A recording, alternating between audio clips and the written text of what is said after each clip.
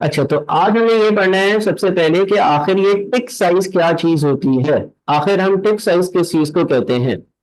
देखो, ये याद रहे कि यहाँ पर जो मैं टिक साइज आप लोगों को समझा रहा हूं ना, ये ऊपर वाली ही एग्जाम्पल के लिए समझा रहा हूँ।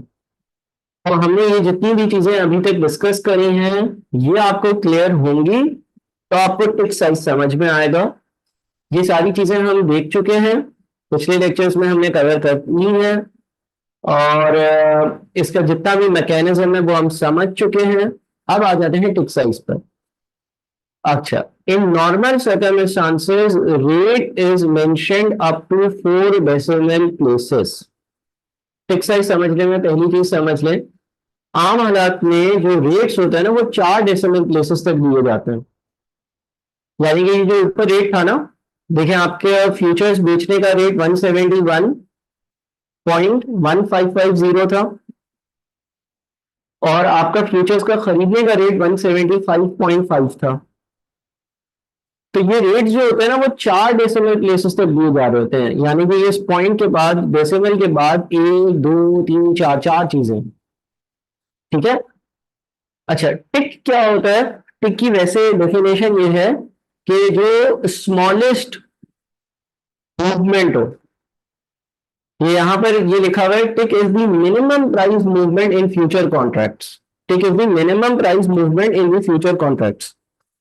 यानी कि एक फ्यूचर कॉन्ट्रैक्ट की जो सबसे छोटी मूवमेंट होगी ना, सबसे छोटी मूवमेंट, हरकत, चेंज, उसको हम टिक कहते हैं।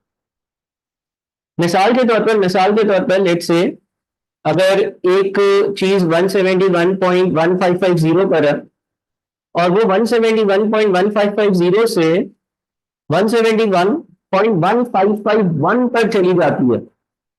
देखिए, मैंने कहा ना कि जनरली हम इनको, इन रेट्स को जो है वो 4 डेसिमल प्लेसेस तक शो करते हैं। तो सबसे छोटी मूवमेंट क्या होगी? या आखिरी वाला डिजिट जो है वो +1 हो जाए या -1 हो जाए। यानी कि 0.0001, 0.0001, 0.0001 का चेंज आए, इसको हम कहते हैं कि ये एक टिक की मूवमेंट है। समझ में आई बात? पहली चीज समझ में आई।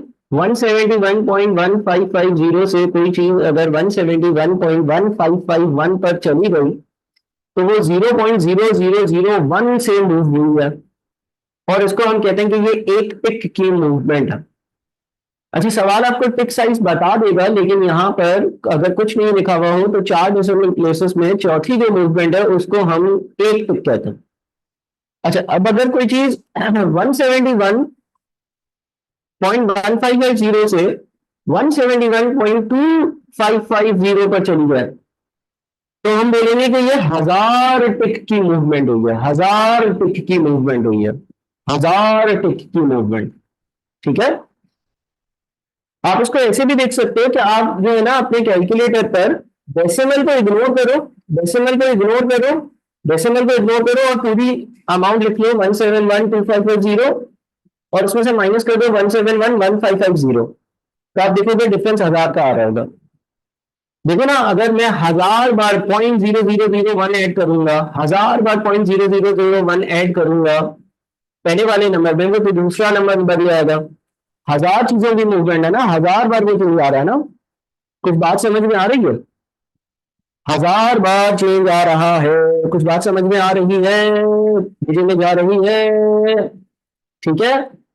अच्छा, इसी तरह से अगर कोई चीज जो है वो 171.1550 से 175.500 पे चली जाए, तो हम कहते हैं कि ये 43,450 टिक्स की मूवमेंट है।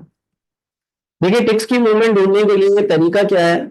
आप सीधे सीधे यूं करें, डेसिमल को इग्नोर करें, 171.1551 लिखें, और इसमें से आप माइनस कर दें 171.1550। ठीक है जी। तो आप देखिए कितना आंसर आएगा, बनाएगा। या 171.2550 में से माइनस कर दें 171.1550। कितना आंसर आएगा? कितना आंसर आएगा? 1000 आएगा। या अगर कोई चीज 175 5000 पर चली गई है फ्रॉम 171 1550, तो आप देखें कितना मूवमेंट, कितनी मूवमेंट है, कितनी मूवमेंट है, कितनी मूवमेंट है, 43,450 टिक्स की। पहले ये बात क्लियर कर लें कि देखिए ये एक टिक क्यों है, ये 1000 टिक क्यों है, ये 43,450 टिक्स क्यों है। टिक का मतलब है कि छोटी से छोटी मिनिमम पॉसिबल मूवमेंट जो हो सकती है, मिनिमम पॉसिबल मूवमेंट जो हो सकती है उसको हम टिक कहते हैं। बात समझ में आई? मिनिमम पॉसिबल मूवमेंट जो हो सकती है उसको हम टिक कहते हैं। अच्छा, अब जो हमने सवाल करा था ना उसमें हमने बाइंग करी थी 175.5000 पर, सेलिंग करी थी 171.1550 पर। तो in terms of tick, in terms of tick ये कितनी मूवमेंट है? इन टर्म्स ऑफ टिक्स अगर आप देखो तो ये 43,450 टिक्स की मूवमेंट है। इन टर्म्स ऑफ टिक ये 43,450 टिक्स की मूवमेंट है ना? ऐसा ही है ना? आपने इन दोनों का डिफरेंस ले, डेसिमल को हटाकर, तो 43,450 टिक्स की मूवमेंट है। अच्छा, फिर इसकी डेफिनेशन लिखी हुई, tick is the minimum price movement in futures contract.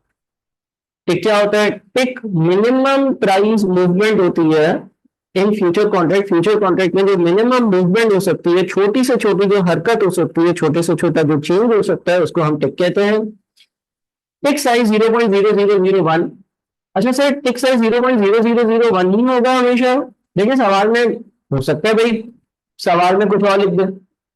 अगर कुछ नहीं लिखा हुआ होगा ना तो 0.0001 एक टिक होगा। ठीक है, तो उसमें आपको परेशानी की जरूरत नहीं है, हम उसी हिसाब से वर्किंग करेंगे। अच्छा, अब आप अगर ऊपर वाली एग्जांपल पर आते हैं, और जिन लोगों ने ऊपर वाली एग्जांपल नहीं देखी थी वो जरा तवज्जो अपनी ज्यादा रखिएगा, और पिछले वीडियो लेसन में हमने इसको डिस्कस भी किया था। अब देखिए आपका कॉन्ट्रैक्ट साइज कितना था, मुझे बताएं कॉन्ट्रैक्ट साइज कितना था? सर कॉन्ट्रैक्ट साइज था $125,000। कॉन्ट्रैक्ट साइज था $125,000।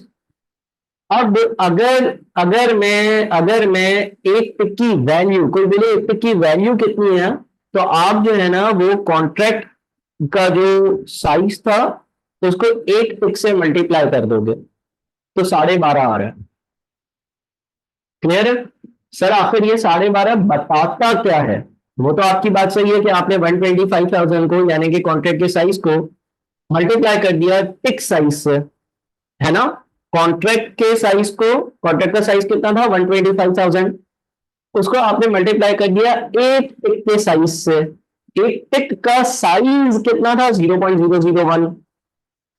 तो आपके पास वैल्यू ऑफ टिक आ गया जो कि 12.5 आ रहा है। ठीक है, वैल्यू ऑफ टिक आ गया जो कि 12.5 आ रहा है।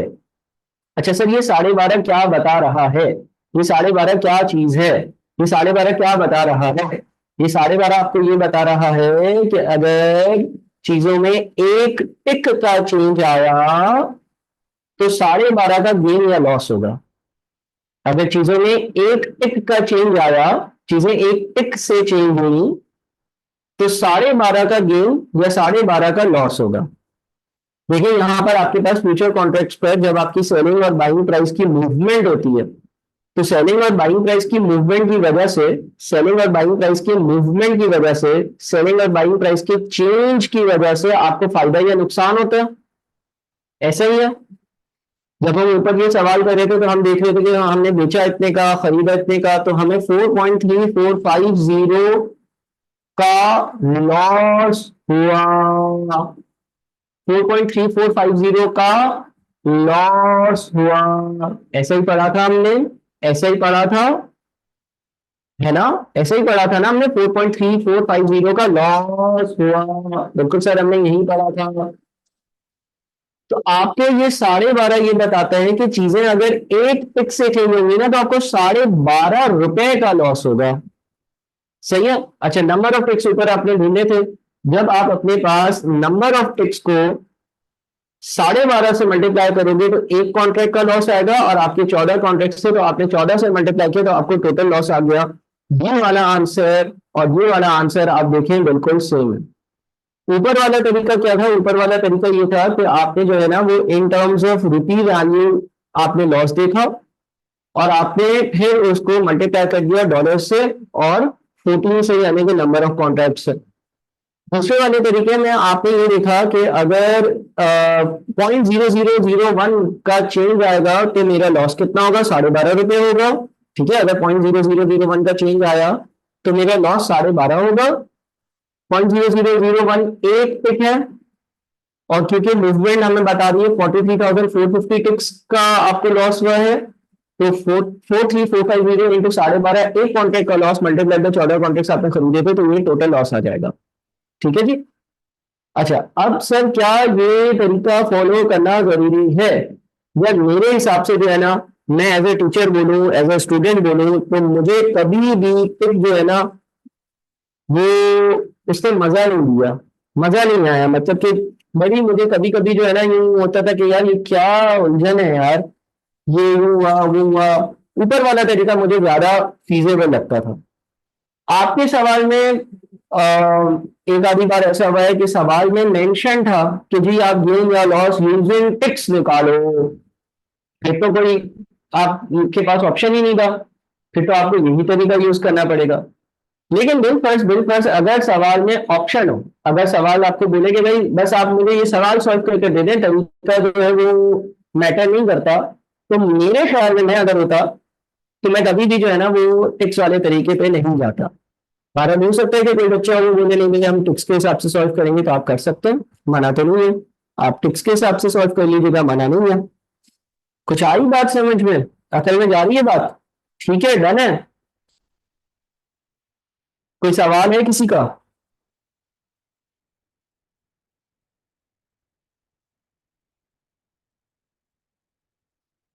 चलो जी, तो ये टिक्स की कुछ डिस्कशन हमने करी, और अब हम जब पास्ट पेपर्स करेंगे ना तो सारी चीजें आपकी इंशाल्लाह क्लियर हो जाएंगी। अब हमें सारे पास्ट पेपर सॉल्व करने वन बाय वन।